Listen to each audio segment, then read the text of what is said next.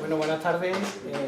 Bueno, en primer lugar, tengo que agradecer al profesor Lázaro la invitación para estar hoy aquí con vosotros. Y bueno, siempre es un placer venir a Granada y estar un rato con los amigos.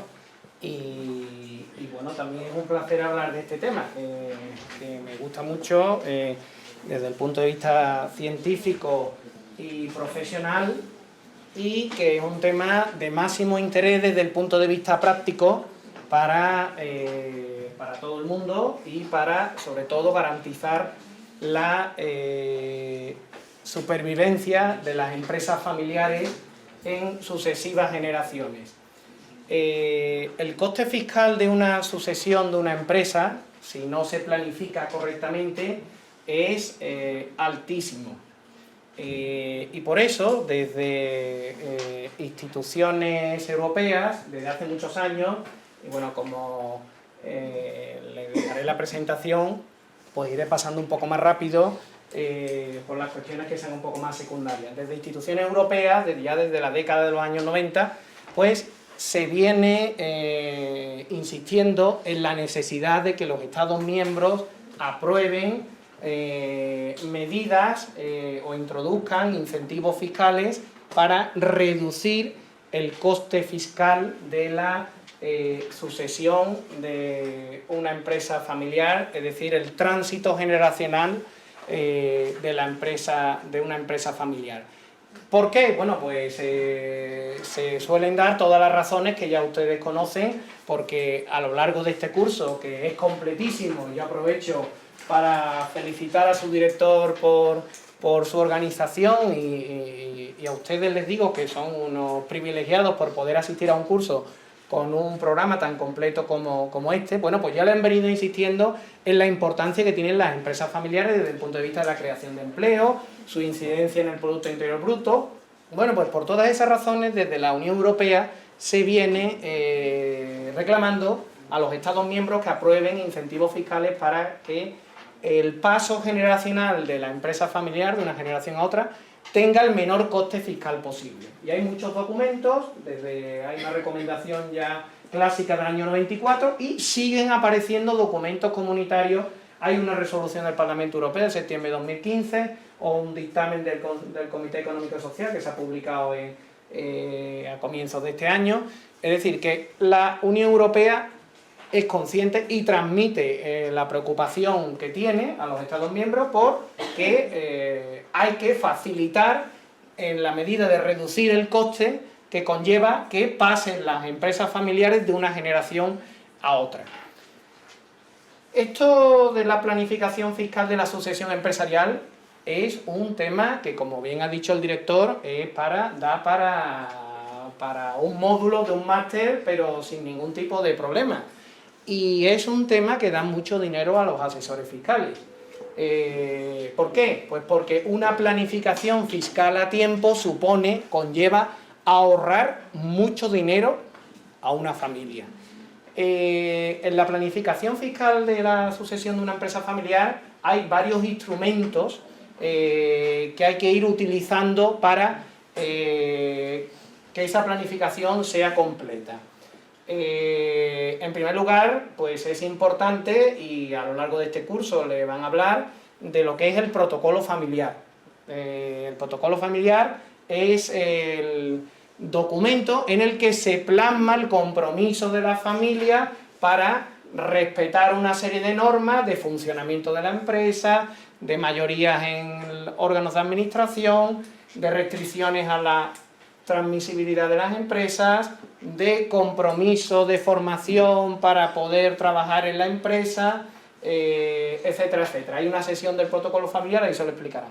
El protocolo familiar se complementa con tres instrumentos básicos, que son las capitulaciones matrimoniales. Saben ustedes que en derecho civil español el régimen que se aplica por defecto es el de gananciales.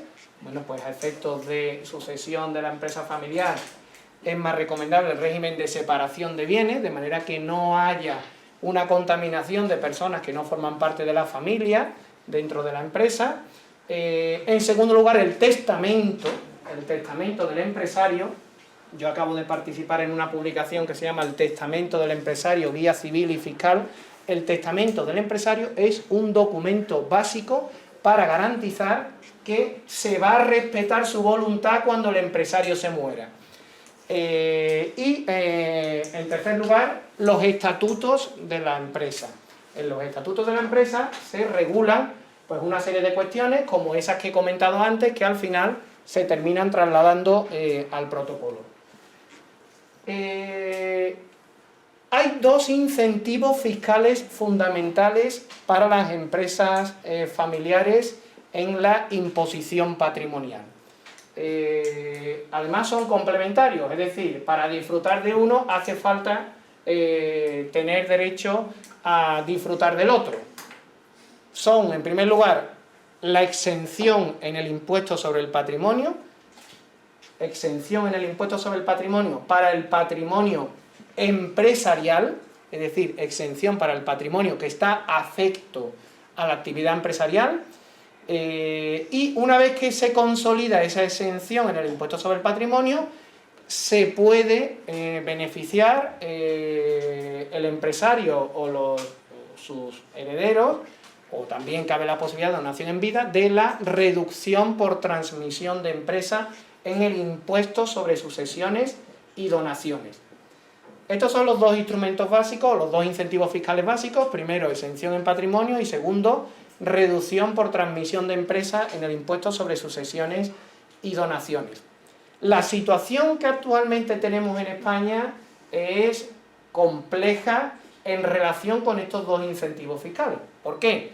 Pues porque las comunidades autónomas tienen competencia para regular estos dos beneficios fiscales. Y ahí viene el caos. ¿Y por qué digo el caos? Pues porque cada comunidad autónoma lo regula como le parece. Y hay comunidades autónomas que han decidido pues, declarar prácticamente una exención en el impuesto sobre el patrimonio total, no solo ya para el patrimonio empresarial, sino para todo el patrimonio de un empresario y de una persona física que no sea empresaria. Y en el impuesto sobre sucesiones y donaciones, lo mismo. Hay comunidades autónomas donde no se paga el impuesto sobre sucesiones y donaciones prácticamente, y otras en las que el impuesto sobre sucesiones y donaciones es una auténtica ruina. ¿Y eso qué está provocando? Pues eso está provocando que en España, que no es un país excesivamente grande, y un país donde la población se suele concentrar en grandes ciudades, se están produciendo traslados de contribuyentes buscando la comunidad autónoma donde se pagan menos impuestos. Es decir, se están produciendo traslados de contribuyentes. Básicamente, en los últimos años, esos traslados se han producido hacia la Comunidad de Madrid.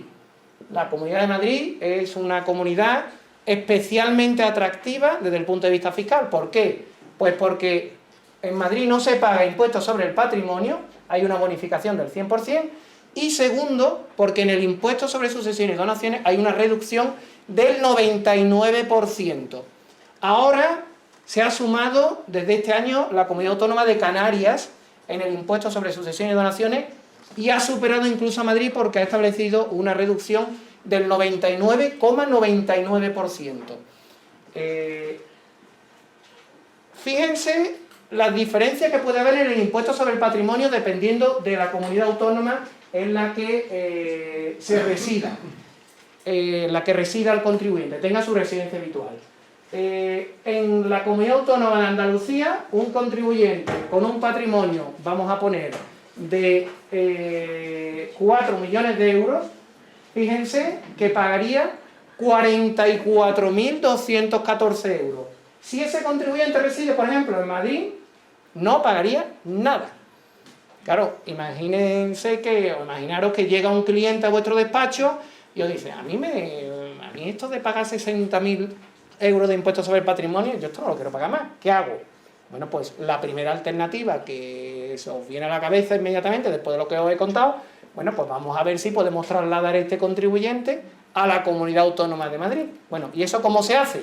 Pues eso hay que hacerlo bien hecho, porque si no, la agencia tributaria, a instancias de las comunidades autónomas, detecta que ese es un traslado de residencia ficticio.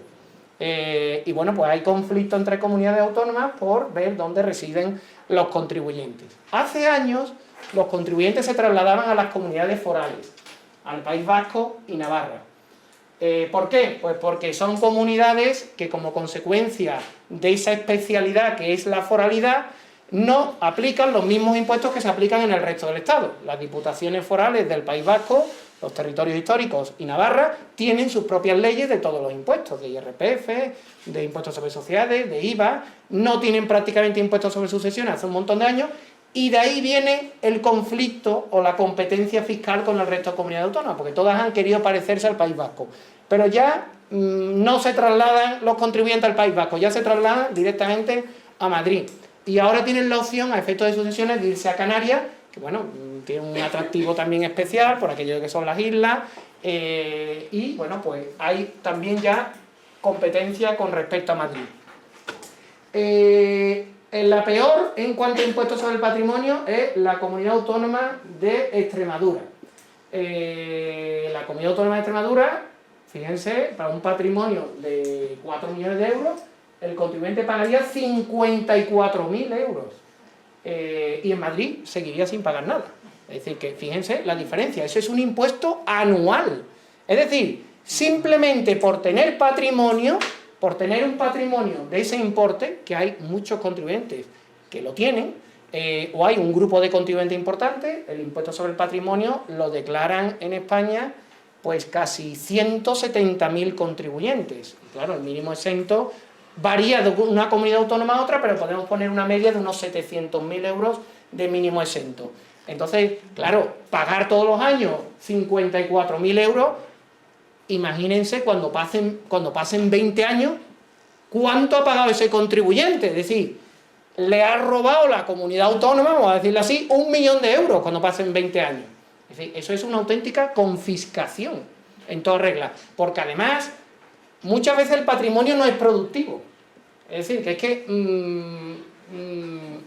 por ejemplo, el contribuyente que tiene el dinero en depósitos bancarios, los depósitos bancarios hoy en día son prácticamente negativos de rentabilidad. Hace años te daban un 6% y bueno, te daban un 6% y llegaba a la comunidad autónoma y te robaba un 2% de impuesto de patrimonio. Pero es que ahora te robas 2,5 o el 3% y el depósito no te da nada. Con lo cual, al cabo de los años, resulta que el millón de euros pues se te acaba, se te fuma en 20 años y tampoco es tanto tiempo. Tampoco es tanto tiempo. Esa es la situación en el impuesto sobre el patrimonio. Entonces, bueno, como ven, esto está para salir corriendo a la Comunidad de Madrid, pero vamos, inmediatamente que terminemos la sesión. Impuestos sobre sucesiones y donaciones. Aquí lamento deciros que el peor sitio para morirse en España es Andalucía. Es el peor sitio. Es donde se soporta una mayor tributación en el impuesto sobre sucesiones y donaciones. Aquí tenemos una comparativa, un gráfico de cuánto pagaría un soltero de 30 años que hereda bienes por un valor de 800.000 euros. Bueno, pues en Andalucía pagaría más de 160.000 euros y fijaros de nuevo en la Comunidad de Madrid y Canarias, que pagaría en Madrid 1.000 y poco y en Canarias 200 euros aproximadamente. Entonces son 1.200 veces más lo que se paga en Andalucía que lo que se paga en esas comunidades autónomas. Claro, al muerto le da igual, si se va a morir le va a dar igual, pero claro, si tiene un mínimo de cariño a sus herederos, bueno, pues se pensará muy bien y planificará su sucesión buscando el sitio donde los herederos van a pagar menos. Y desde luego en Andalucía no es el mejor sitio. Eso también está motivando, es decir, esto es como un paquete completo, es decir, si yo me quiero librar del impuesto sobre el patrimonio y quiero que mis herederos no paguen sucesiones, pues traslado a la Comunidad de Madrid o traslado a Canarias, aunque allí sí se paga patrimonio todavía. Entonces, la situación es de una competencia fiscal durísima entre comunidades autónomas. Y la Comunidad de Madrid sale perdiendo, porque claro, si allí los contribuyentes van y no pagan impuestos de patrimonio, no pagan impuestos sobre sucesiones, y suponen un coste, generan coste a la comunidad autónoma, usan servicios públicos de la comunidad autónoma, van a la sanidad de la comunidad autónoma, usan la educación de la comunidad autónoma, Entonces la Comunidad de Madrid mal negocio hace. No, hace un negocio buenísimo. Porque cada vez que un contribuyente se fija su residencia habitual allí, la Comunidad Autónoma de Madrid se lleva el 50% de su impuesto sobre la renta. Porque las comunidades autónomas se llevan el 50% de la recaudación del impuesto sobre la renta. Con lo cual, pues la Comunidad Autónoma de Madrid, encantada, cuantos más vengan, mejor. Esta situación, pues, es la que tenemos ahora mismo en España. Y esta situación, pues, no debería mantenerse así. ¿Por qué? Pues porque ¿tiene sentido que se mantengan estas diferencias tan enormes de fiscalidad en función de dónde residen los contribuyentes? Si tenemos un mínimo, si queremos un mínimo de justicia tributaria, yo creo que no. Bueno, y además hay principios ahí que hemos visto que la no confiscatoriedad pues está clarísimo en algunos casos. Y después en donaciones ocurre lo mismo. Si un padre dona a un hijo 800.000 euros metálicos, en Andalucía pagaría más de 200.000 euros y en Madrid y Canarias prácticamente no pagaría nada por la reducción del 99%. Entonces, ¿eso qué ha motivado? Pues ha motivado muchos traslados a la Comunidad de Madrid para hacer donaciones allí.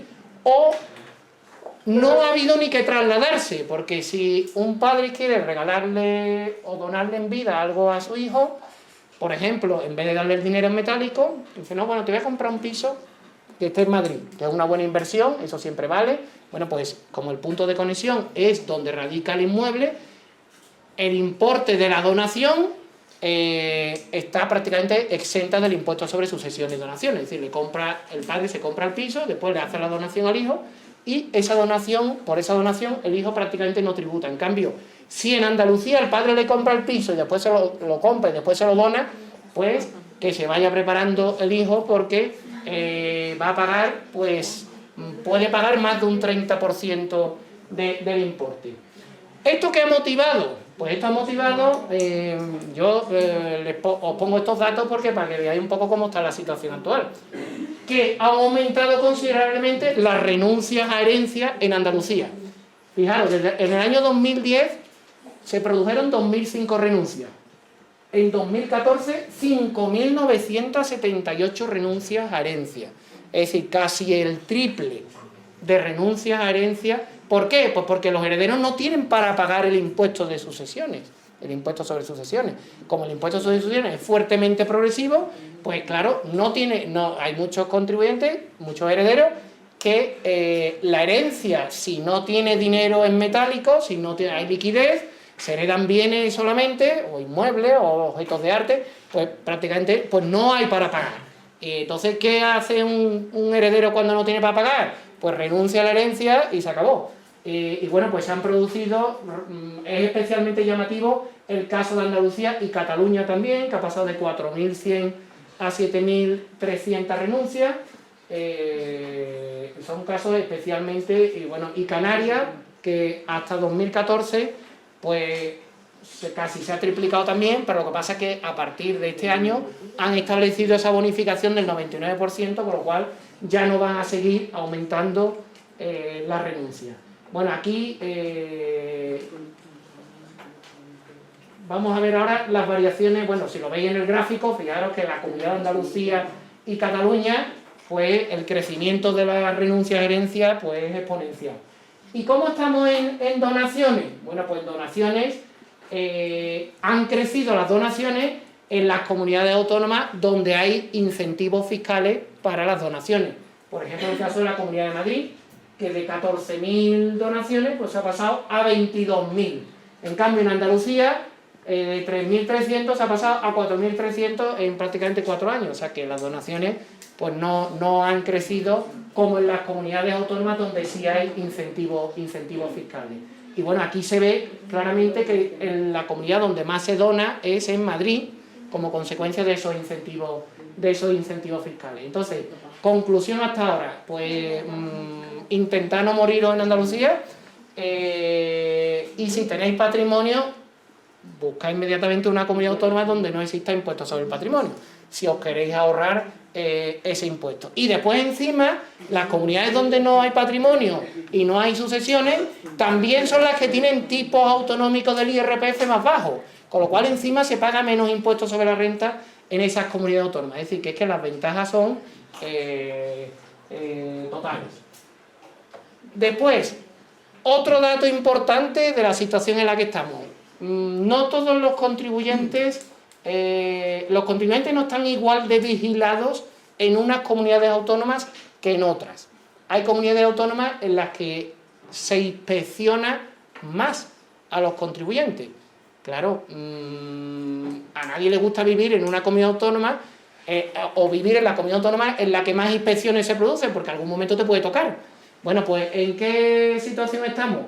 Pues Andalucía es la peor. Es decir, Andalucía es donde hay más inspecciones, por ejemplo, en el impuesto sobre sucesiones y donaciones. Los datos de 2014, que son los últimos que están disponibles, en impuestos cedidos, pues hay 2.827 inspecciones, que no significa que no haya, que esos sean los únicos contribuyentes que son llamados por la Administración Tributaria Autonómica, porque hay un pequeño truco. Las administraciones tributarias autonómicas se han dado cuenta que las inspecciones son muy largas, se tarda mucho en inspeccionar a un contribuyente, y hay otros procedimientos, por ejemplo, las actuaciones de comprobación limitada, que son más rápidas, y el contribuyente termina antes y el contribuyente pues tiene que pagar antes. Entonces las inspecciones se están sustituyendo por actuaciones de comprobación limitada. Pero al margen de eso, fijaros que en Andalucía se han levantado 1.905 actas por el impuesto sobre sucesiones y donaciones en el último año que hay datos, que es 2014. Y en Canarias solo se ha levantado un acta de inspección del impuesto sobre sucesiones y donaciones. Es decir, que el que vive allí tiene muy pocas probabilidades de que lo inspeccionen. O, por ejemplo, en el impuesto sobre el patrimonio hay muchas comunidades autónomas en las que no se ha inspeccionado a nadie en patrimonio. Patrimonio siempre es un impuesto con menos inspecciones, pero, por ejemplo, en Andalucía, aquí vemos en algún año 121 inspecciones, pero hay comunidades autónomas en las que no se ha inspeccionado nunca a nadie.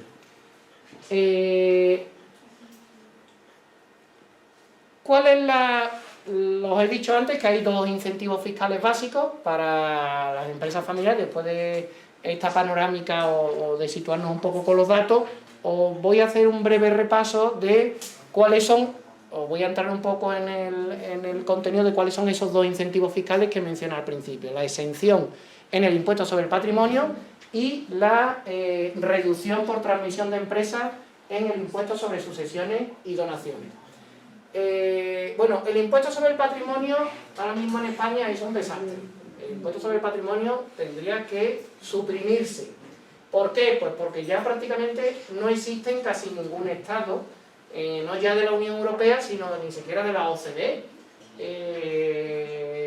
De la Unión Europea, pues el impuesto sobre el patrimonio, parecido a como está configurado en España, pues se mantiene en Francia, y después en el ámbito de la OCDE, en Suiza, Noruega, y ya está. Por tanto, es un impuesto que no existe en casi ningún estado. ¿Por qué? Pues porque hay muchos impuestos que gravan ya el patrimonio.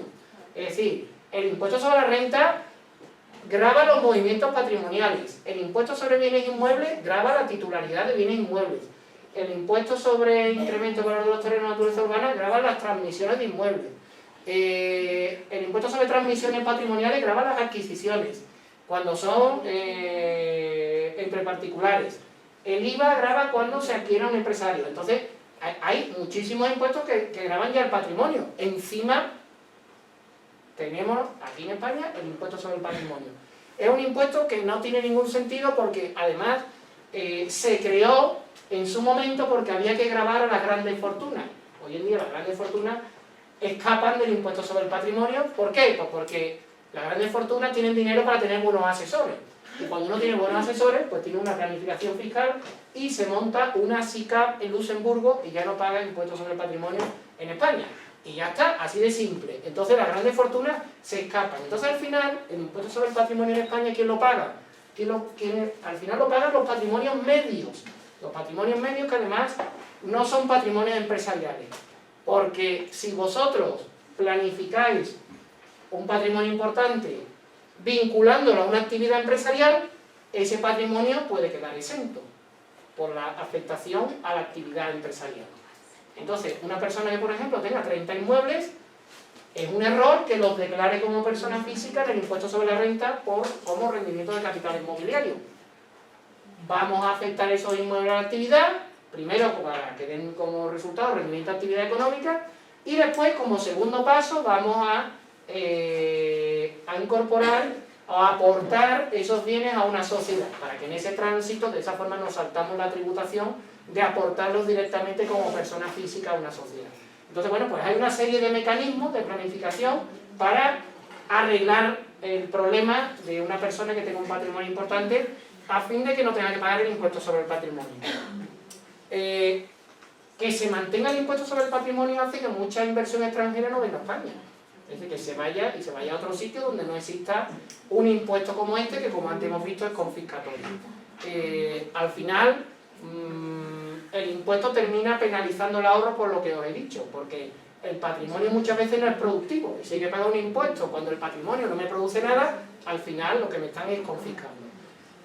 La exención que os comentaba en el impuesto sobre el patrimonio del patrimonio empresarial, bueno, pues hace falta que el patrimonio empresarial, para que esté exento en el impuesto sobre el patrimonio, tiene que ser un patrimonio o bienes que sean necesarios para la actividad. Además, hay otro requisito, que es que el empresario debe ejercer la actividad de forma personal, habitual y directa. Eso genera muchos problemas en la práctica con las actividades agrícolas, porque aplicado estrictamente este requisito, un empresario agrícola tiene que estar en la actividad hasta que se muera, porque si no está en la actividad hasta que se muera, no está ejerciendo la actividad de forma habitual. Por tanto, si no tiene la exención en patrimonio, tampoco los herederos se beneficiarán de la reducción por transmisión de empresas y de impuestos sobre sucesiones de naciones. Esto que parece tan simple que algunos me dirán, bueno, esto no tiene arreglo, claro que tiene arreglo, pero las normas están tan mal hechas que los problemas que generan muchas veces, pues no hay voluntad de resolverlo. Entonces, las actividades agrícolas son muy problemáticas desde ese punto de vista. Pero todavía genera más problemas otro de los requisitos que se exigen para que el patrimonio de un empresario esté exento del impuesto sobre el patrimonio. Y es que los rendimientos que proceden de esa actividad tienen que ser la principal fuente de renta para el empresario. ¿Y qué es la principal fuente de renta para el empresario? Bueno, pues ahí es donde viene el problema, porque en el caso de empresario individual, lo que dice el desarrollo reglamentario del impuesto sobre el patrimonio, un Real Decreto ya muy desfasado del año 99, dice que al menos el 50% de la base imponible del empresario debe proceder de rendimientos de la actividad económica. Claro, ¿qué pasa? Imaginaros un agricultor que se muere antes de recoger la cosecha. Claro, en ese año su principal fuente de renta no va a ser el de la renta de la actividad agrícola, porque como no ha recogido la cosecha, no tiene rendimiento de la actividad. Entonces tiene la mala suerte de que se muere antes, entonces no tiene exención su patrimonio empresarial. Y los herederos no tienen reducción en transmisiones, por lo cual tendrán que pagar en sucesiones, perdón, por lo cual los herederos tendrán que pagar el impuesto sobre sucesiones y donaciones. O por ejemplo, el empresario que fallece, claro, no se puede morir cualquier día, no se va a morir a final de año cuando ya ha percibido toda la renta. Te muere el 5 de enero, mala suerte, entonces claro, en 5 días la principal fuente de renta de la actividad si no cobra nada, no, por tanto pues no tiene derecho a la exención en patrimonio y los herederos no tendrían reducción en el impuesto sobre sucesiones y donaciones. Bueno, esto de la afectación de cuentas corrientes no merece la pena detenerse. Claro, ¿qué pasaría por ejemplo? Claro, si más del 50% de la base imponible tiene que proceder de actividad económica y en ese año le ha ido mal la actividad económica, supongamos que el agricultor tiene que vender un inmueble porque ese año no ha tenido beneficio de la actividad agrícola. Entonces, cuando se transmite un inmueble a efectos del impuesto sobre la renta, lo que se obtiene, si no es un inmueble afecto a la actividad, no es un rendimiento de actividad económica, sino una ganancia patrimonial. Entonces ya no estamos cumpliendo el requisito de que más del 50% de mi rendimiento procede de actividad económica, por tanto pierdo la exención en patrimonio. Con lo cual esto es un desastre y bueno, no podéis imaginar las discrepancias que hay entre los tribunales a la hora de aplicar estas normas, porque algunas veces los jueces son sensatos, otras veces pues les da igual aplican la norma estrictamente y sienten mucho que el contribuyente no tenga derecho. Pero hay algunos que son más sensibles y dicen, oiga, este sujeto efectivamente, vamos a ver, su principal fuente de renta, me da igual lo que diga el reglamento. ¿Este hombre vive de la actividad agrícola? Sí. ¿Este año no ha tenido beneficio? Pues vamos a mirar el año anterior. A ver si el año anterior sí efectivamente fue su principal fuente de renta. Entonces nos encontramos con jurisprudencia muy contradictoria en relación con estos requisitos. Y bueno, ahí tenéis, por ejemplo, de un mismo tribunal, distintos criterios. Dependiendo del caso, ha mantenido un criterio u otro. Uno que se murió el 13 de marzo, y como la cosecha no se recogía hasta junio, pues dijo el tribunal, hay que tomar el año anterior. Otro que se murió el 5 de octubre, y había tenido ese año pérdida, dijo el tribunal, bueno, como ha tenido pérdida, vamos a tomar los 2 años anteriores. Después, un negocio de hostelería que el empresario se había muerto el 29 de enero.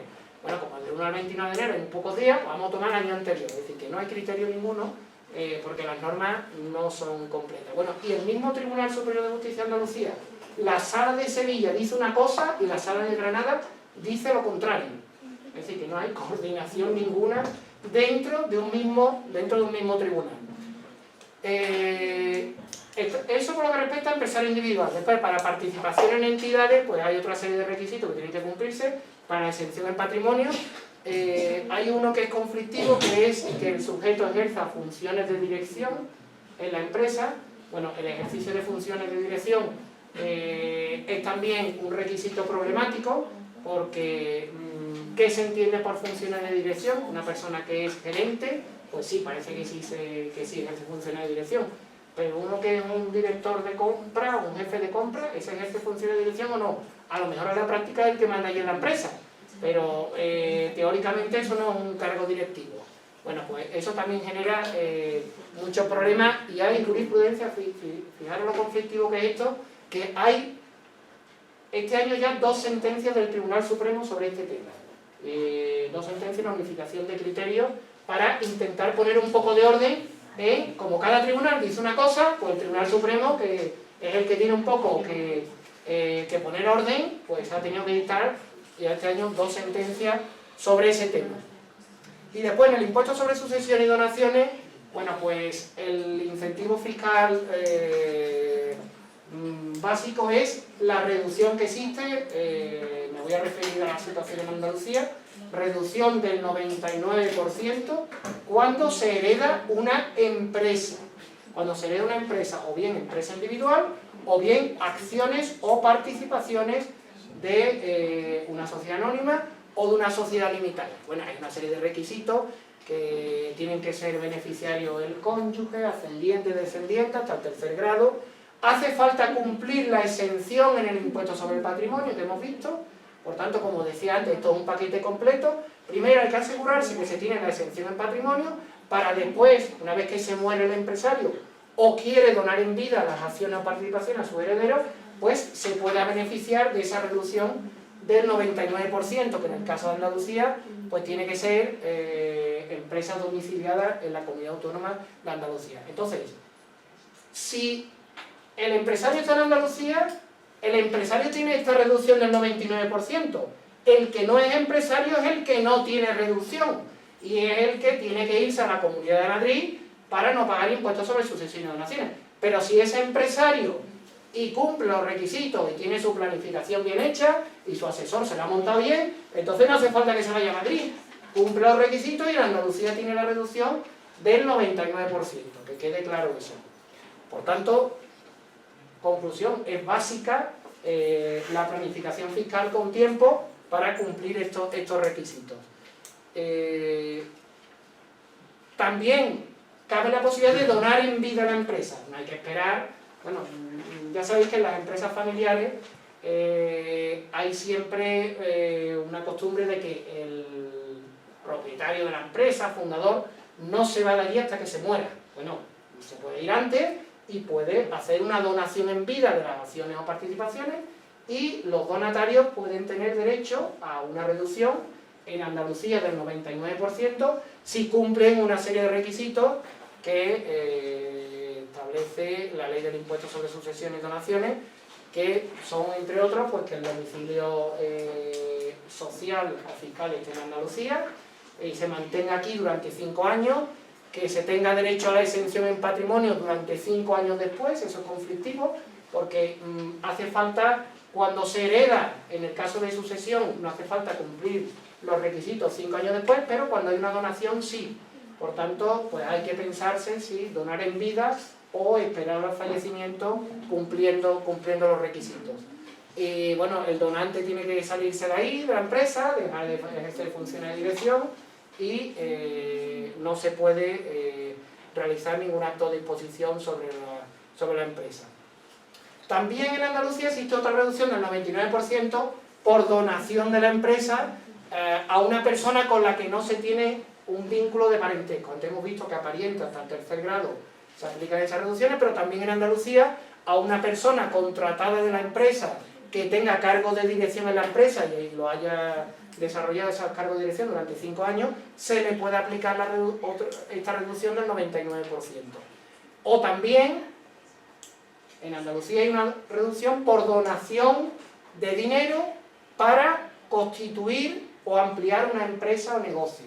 Es decir, un padre le puede donar a un hijo dinero para constituir una empresa con una base máxima de 120.000 o 180.000 euros si es discapacitado, y bueno, pues esa donación tiene que hacerse en documento público, hay que constituir la empresa en un plazo de 6 meses, y en ese caso se puede aplicar una reducción del 99% sobre lo que se recibe en concepto de donación.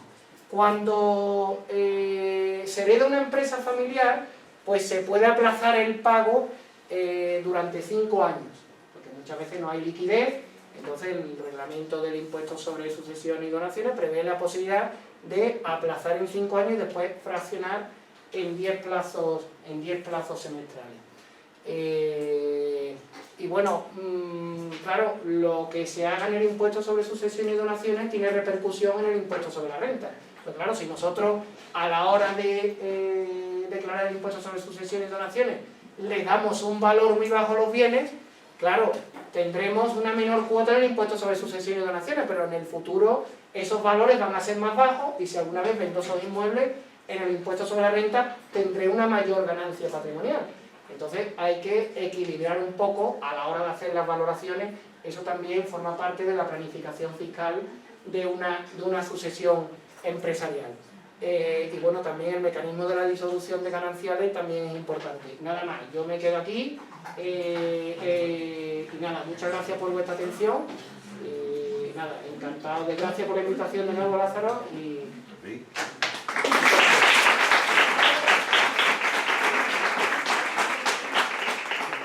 Si tenéis alguna pregunta, la podéis hacer, y además, vosotros especialistas en fiscal. Yo creo que la consecuencia de esta tarde creo que es fácil, de toda la tarde. ¿Cómo nos vamos a Madrid? Estos temas, yo no sé, ya no recordáis algunas de las cosas que os dije el primer día. Os dije, en una operación, una servilleta, alguien se ahorra 800.000 euros. Yo creo que ahora empezaría a entender esto. No solamente, depende de muchas cosas. Entonces esto no es un tema para tomárselo con alegría. Es que significa mucho dinero. Hacer las cosas bien significa un ahorro de mucho dinero. La separación entre que una empresa fracase y una empresa pueda seguir para adelante. Os puedo contar cientos de casos. Entonces, no podemos ser especialistas en todo. Pero merece la pena tener un buen asesor, porque un buen asesor hace que ahorre con diferencia lo que cuesta. Con diferencia. Entonces, cuidado, estoy hablando de un asesor, alguien que conozca bien las cosas y te puede decir, hazlo de esta forma, hazlo de otra, en estas circunstancias te puede interesar esto o otra. Las cosas hay que planificarlas. Cuando te lo encuentras encima, ya no tienes remedio. Planificando cambios. El tema de empresa familiar, como habéis visto, el tema es especialmente importante, porque no solamente soy yo, son mis herederos y mis hijos. Entonces, yo creo que por lo menos, que la tarde haya sido árida, hayáis sacado alguna idea de que este tema es importante. Además de creatividad y también, pero esto también. ¿Vale? Muy bien, pues hasta mañana, que lo pensáis, gracias.